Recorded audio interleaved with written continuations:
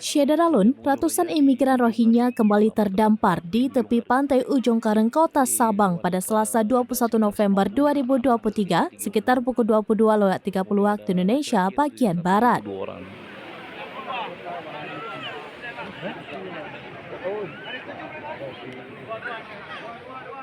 Panglima Laut Ujung Kareng Mahmudin mengatakan ini kali pertama warga Rohingya terdampar di tepi pantai Ujung Kareng.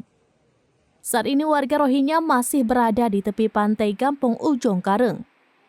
Pihak keamanan langsung melakukan pengamanan di lokasi sambil menunggu pendataan dari pihak terkait.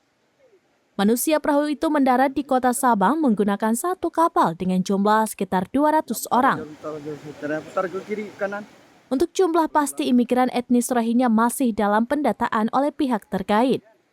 Lebih lanjut, ia menyampaikan saat ini situasi di lokasi sudah diamankan oleh pihak keamanan sambil menunggu pihak terkait baik dari imigrasi dan karantina untuk dilakukan pemeriksaan serta pendataan lebih lanjut.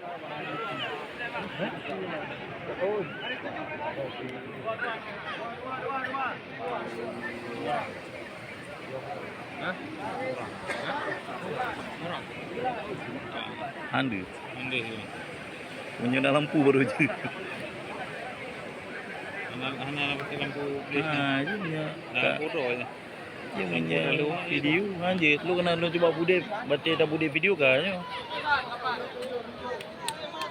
Kamu juga.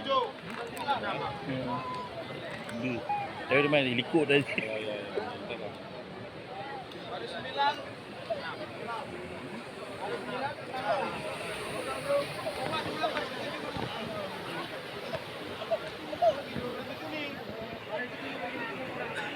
Download Tribun X sekarang, menghadirkan lokal menjadi Indonesia.